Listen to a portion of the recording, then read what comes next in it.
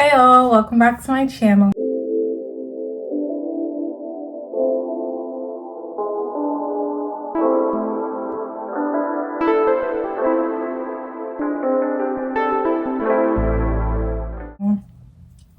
Alright, so as you can see by the title, I'm doing another book related video, but I'm doing a book recommendation. I'm trying to split up the book hauls here.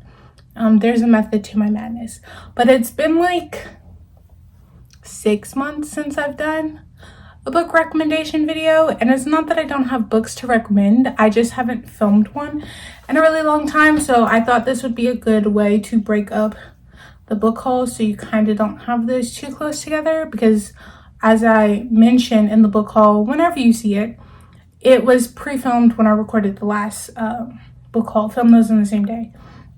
So yeah, I'm just trying to split this up. And if you haven't seen one of my book recommendation videos before, I recommend 4 books at a time. It just works for me. And this time I'm going to do books with main characters of color. So all of the books I'm recommending are by Black female authors and have Black female main characters. That was like one of the things I was looking for when I started reading again. My last 2 book recommendation videos were like Disney retelling type things. I don't know, I might start making that a thing where when I recommend books, there's actually a reason. Sometimes I just recommend them because they're good. And some of these books are the start of a series. And just know, when I recommend one book in the series, which is usually the first book in the series, I'm recommending the entire series. I just don't include all of the books because I can only recommend 4 at a time. So yeah, just keep that noted. When I recommend one, I'm recommending the entire series. So we are going to start. So the first one I'm going to recommend is this Poison Heart.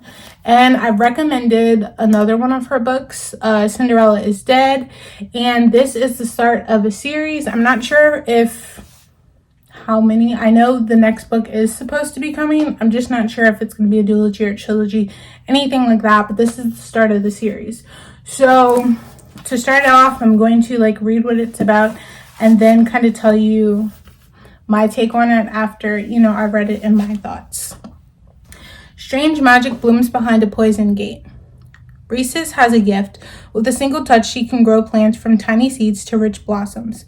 When Breesis's aunt dies and wills her a debilitated estate in rural New York, Bree and her parents hope that, surrounded by plants and flowers, she will finally learn to control her gift. But their new home is sinister in ways they never expected. It comes with a mysterious set of instructions, a walled garden filled with the deadliest botanicals in the world, and generations of secrets. There is more to Bree's sudden inheritance than she could ever imagine, and she is determined to uncover it. From the best-selling author of Cinderella is Dead comes an enchanting story about a young woman with the power to conquer the dark forces descending around her.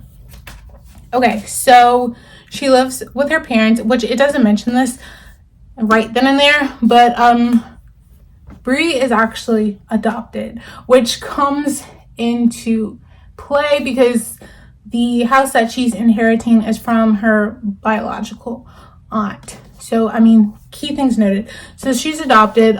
She has 2 moms. I think one she actually calls mom and the other one she has another name. So it's like when she's calling for both, they know which one. So those are just key parts to note. And back at home with her mom, she works, they have a garden, a flower shop. There it is. So she helps around with the flower shops, and she does not hide her powers. Her parents know about it. It's not this big secret, but what they don't know is where it came from, how does she control it, things like that. So when this mysterious mansion gets passed down to her or whatever, they're okay, this might be a way to find out more about yourself. But then at the same time, they are a bit skeptical because they don't really know anything about her birth family. So that's a whole thing. But pretty soon, Bree finds out there are hidden things around the house. People are coming up to her, and comes to find out the family, they had their own botanical shop that they would sell to people. So when people found out Bree was coming to the mansion, they were excited because that means they were going to still be able to get their orders and things of such. But Bree did not know about any of this, so she's trying to figure all of this out. This also mentions a little bit of Greek mythology, one of someone that's related to Medusa. I can't think of her name right now, but that's like plays a big role into this as well. And it's also, when you read this and you get towards the end, you're thinking things are going to be solved, and then the author throws more stuff at you and you have no answers to. And there's like this big thing that, well, there's like two main big things that happen at the end that kind of leave you confused, upset, wanting more. And it was really, really good. So I was excited to find out this was going to continue, because as you can see, it's like not that big. I think it's like 300 something, 361, around that.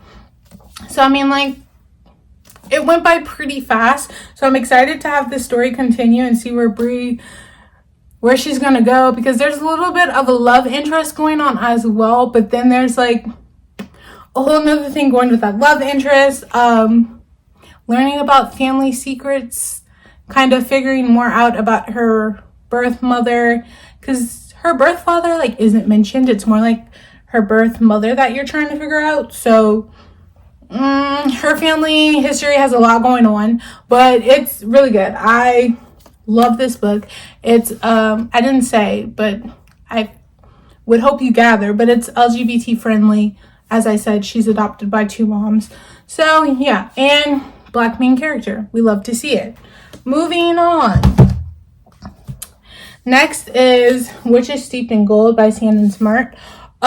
This is also the start to a series. I believe it's only going to be 2 books. The second book is Empress Dressed in Red, and I believe it's supposed to come out this year. But as you can see, she's kind of thick. But love to see it. This one, it's like around 530 pages. This one's around 530 pages, so close to 600. So it was very exciting. It hooked me from the beginning, and like, I have showed this book on my channel before. When I bought it, I was buying a lot of witch type books as well. So yes, but also just look at the cover and look how pretty it is. Let's go. I'll read and then we discuss. Araya Adir has spent her life in a cell, Ayrton overthrown and magically gifted dynasty. She was exiled from her home on the island nation of Akaya when just a child, but every day brings her closer to freedom and vengeance. Jasmine Karat grew up dressed in gold and stolen magic at her fingertips. Daughter of the self-crowned Bowen, her existence is a threat to her mother's rule. But unlike her sister before her, Jasmine has no intention of dying to strengthen her mother's power. Sworn enemies, 2 witches enter a deadly alliance to take down the woman who threatens both their worlds, Bowen Karat. But revenge is a bloody pursuit, and nothing is certain except the lengths Araya and Jasmine will go to win this game. Then, wait. Enemies bent on revenge, an unlikely alliance, 1 witch left standing. So, immediately, when I saw this in Barnes & Nobles, I was drawn to the cover, and then I read the plot, and I was like, this sounds amazing. And like I mentioned, when I did buy this, I was buying a lot of witch-related books as well. This is more witch in, like, African tribe type witches, because I feel they're definitely different type of witches, different type of witch stories, so I just wanted to point that out as well. But Araya and Jasmine are the 2 main characters. So Araya is the actual princess, like her family was supposed to be on the throne, but Jasmine's family overthrew them, slaughtered them, and became the royal family, and that's why they say she's like the princess, because she's technically not supposed to be there. And she has a terrible relationship with her mother, which you'll read more about in this book, but it comes into play, the relationship, on why she does the things she does. And to be honest, I hate putting two queens against each other. But in this situation, we kind of have to. They have kind of one main goal. Like, they do want to see Akaya become great and, like, the people be great. But they're going about it at different ways. And they honestly both have different things to lose and different things to gain. But under unfortunate circumstances, they do have to work together, which they're trying to bring down Jasmine's mother because she's literally a tyrant. She is terrible. So it's like the one thing they can't agree on is taking down her mother, which they believe is going to be great for Akaya. But then it comes to, like, does Jasmine inherit the throne? Because, or does Araya inherit the throne? Because technically it is her birthright. It was hers first. So then that is a problem. And there's also people working like double agents undercover that you don't find out until like towards the end. So that comes into play as well, and you kind of find out where people's loyalties lie. And I love it. A little bit of betrayal. I feel like if you're looking for romance, it doesn't really have that much romance. I feel like there's thrown in pieces, but it's not like focused on romance, if you get what I'm saying. But beautiful. Again, Black main characters, Black author. We love to see it. It was just phenomenal. I love it. And the good thing about, like, the crazy thing about it is Jasmine's family thought they killed all of the actual royals. And they find Araya in a prison, and they try to get her, exploit her, and that becomes a thing, like going behind enemy lines. And it's just chef's kiss. Like, honestly, the amount of drama and betrayal, I love it. And I would hope that they come to some type of agreement in the second book, but I know there's supposed to be, like, again, other forces that they have to deal with in that book. So I don't know. We'll see. Maybe they might have some type of friendship at the end. But as of right now, they're just with each other for the circumstances. So, but you should read this book. I love it. All right. Moving on. Children of Blood and Bone by Tomi Adeyemi. I probably said that wrong. I tried. So once again, we have another book that is the start of the series. I don't know if I said it, but literally all of these books are the start of a series. So this is a trilogy. I do already have the second one, and I read it. Again, I'm not going to show it, but as I mentioned, when I recommend one book from the series, I'm recommending the entire series. And the third book either comes out this year or next year. I'm not sure. But also shout out to my friend Angela, because she is the one that told me about this book, like, way back when we were still on campus, either freshman or sophomore year. So yeah, shout out to you, Angela.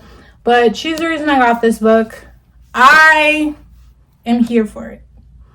It drew me in. It was like a little slow at first, but once we got moving, it was good. So I'm gonna read it for y'all, and then we can discuss. Again, I will probably butcher these names. I am sorry. Zeli Adebola remembers when the soil of Orisha hummed with magic. Burners ignited flames, tiders beckoned waves, and Zeli's Reaper mother summoned forth souls. But everything changed once magic disappeared. Under the orders of the ruthless king, the Magi were targeted and killed, leaving Zeli without a mother and her people without hope. Now Zeli has one chance to bring back magic and strike against the monarchy. With the help of a rogue princess, Zeli must outrun and outwit the crown prince, who is hell-bent on eradicating magic for good. Danger lurks in Orisha, where snow leopardaires prowl and vengeful spirits wait in the waters. Yet the greatest threat may be Zeli herself, as she struggles to control powers and her growing feeling for an enemy. Wait. They killed my mother. They took our magic. They tried to bury us. Now we rise. So you heard that right. She's starting to develop feelings for an enemy. I'm not going to say which enemy, but I feel like you could figure it out. So this is also a bit of enemies to lovers. Their relationship is low-key kind of all over the place if we're being honest. But Lily is the main character. She's trying to get justice for her mother because her mother does get killed. But at the same time, she does want to bring magic back for everyone because the king, he does not believe in magic. He took it all away. He's like killing anyone related with magic. And he has a very strained relationship with his daughter. As you heard, like, she's working with this princess on the run. The princess was close with one of the workers in the palace. Come to find out, she has magic. Her father killed her, and she saw the entire thing. So homegirl is like on the run now. She can't believe what she saw. She runs into her. That becomes a thing. So now the king is trying to get his daughter back, but dead or alive, maybe, we don't know. But then you have the crown prince, and he, so stupid, he believes in his father fully. He trusts him, like, he believes he can do no wrong, even though he has, because his father is like toxic. Their relationship, even with the princess, their relationship with her father is absolutely toxic, especially after the mother died. That's when things really went off the rails, like terrible.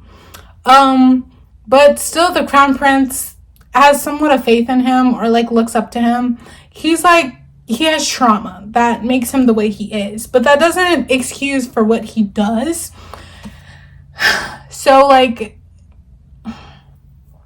he's trying to get his sister back, but at the same time not knowing the full story. And then he learns things along the way, as well as the sister, the princess, she's learning things, which kind of makes things a bit difficult for them. I can't say what because it's gonna spoil it, but it makes things difficult for them to kind of see where their father is coming from now after things happen. And Lily is literally, her sole mission was to get justice for her mother and bring back magic. Now all these other people are coming and causing more drama for her, and she's really not having it. Like, she doesn't want to deal with it. She gets very stressed. She's put in these situations. Sis just wants to avenge her mother and bring back magic. And then this princess comes in and she's causing problems. The crown prince is coming in and he's causing problems. But the problems are very much needed because it helps, one, to thicken the plot, and two, it helps kind of make you see, it makes sense. I'm trying to word it correctly. The drama helps give information onto how they are the way they are. I don't know if that made sense, but it made sense to me. I hope you can understand what I'm trying to say. But the book is really good. And the second book actually isn't this thick. It was thinner, but it was still like a good read.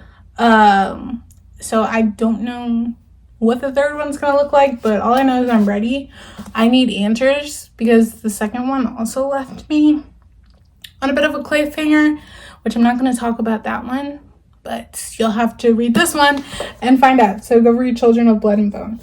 And now we've made it to the last one, which you've literally just seen on my channel, Skin of the Sea by Natasha Bowen. Again, another beautiful cover and black main character. We love to see it.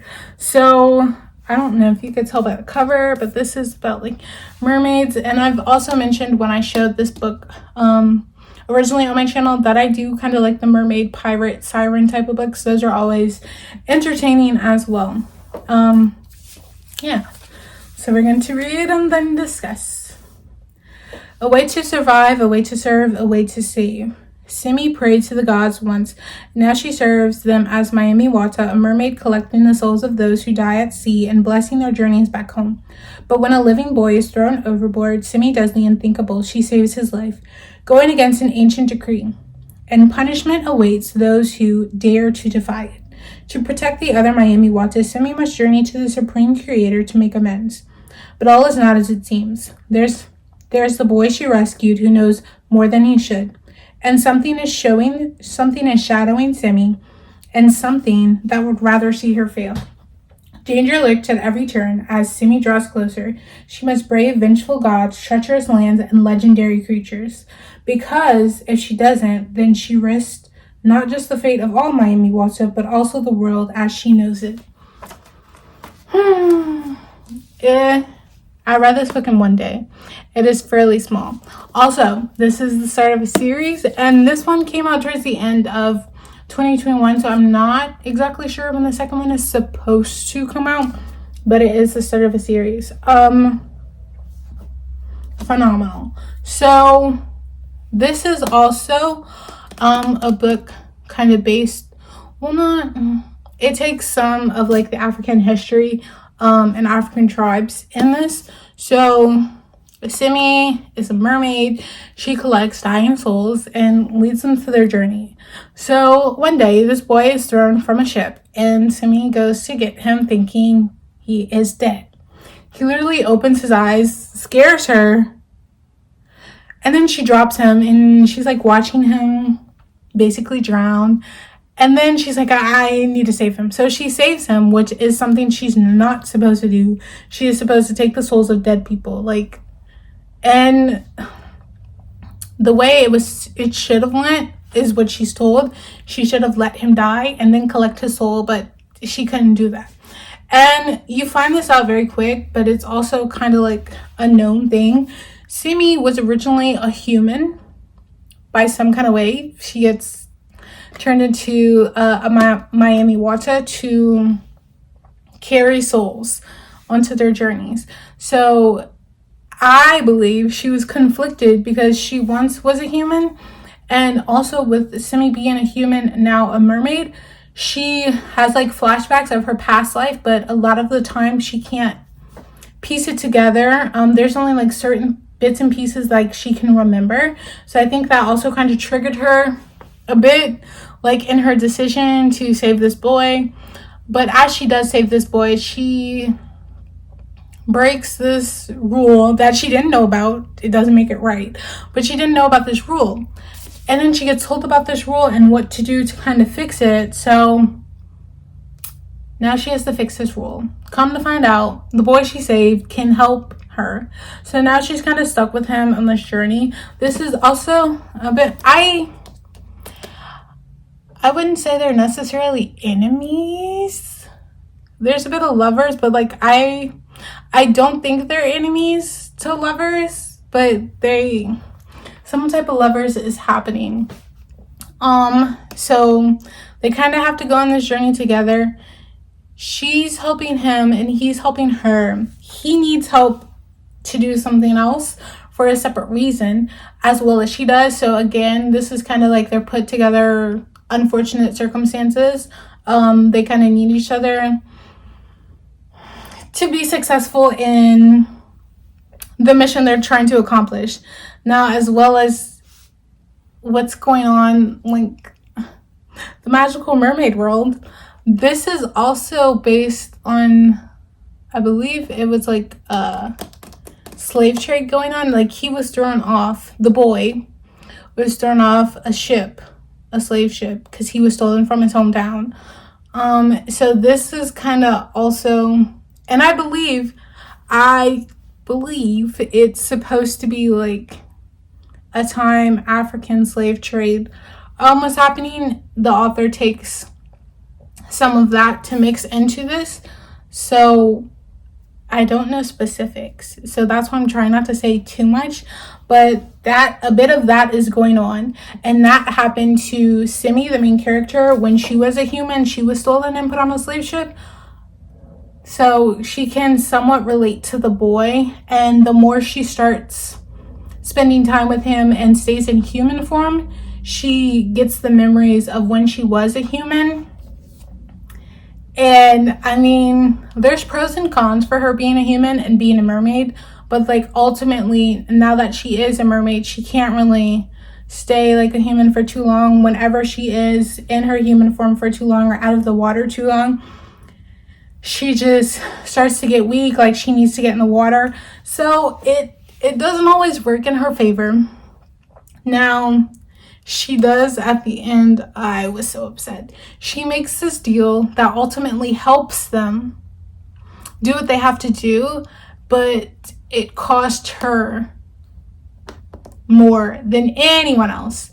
And I think it was a really good way to like end the series, because it kind of sheds light on where things are now and where things could possibly go. So chef's kiss, and I'm really excited for the second one.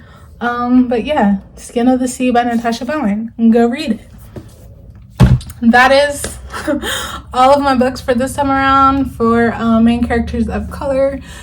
I do have more that I could like recommend for this, like, I wouldn't say like category or whatever, but like if I did that, and I've actually already recommended some books on my book recommendations before about main characters of color. They were just like, I didn't say that. So you can go check those out and see more. If you like these, I'll try to do more of these. But this is the end of the video. I hope you all enjoyed. If you like this video, please give it a thumbs up. If you'd like to see more, please hit the subscribe button down below. Peace and blessings, my loves.